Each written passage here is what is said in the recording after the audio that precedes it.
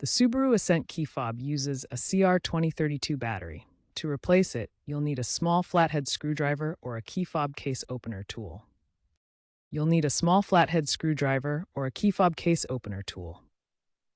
First, locate the small notch or seam on the key fob's edge. Insert the screwdriver into the notch and gently pry the case open, separating the two halves. Be cautious not to apply too much force to avoid cracking the plastic.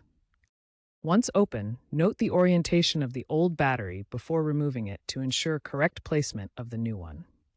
With the key fob open, carefully remove the old CR2032 battery from its slot. Take a new CR2032 battery and insert it with the positive side facing up, matching the plus symbol if marked in the fob.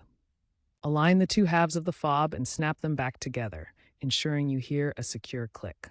Press the buttons on the key fob while near the vehicle to confirm the signals are being received and the fob works properly. Remember to dispose of the old battery properly at an electronics recycling center to avoid environmental hazards.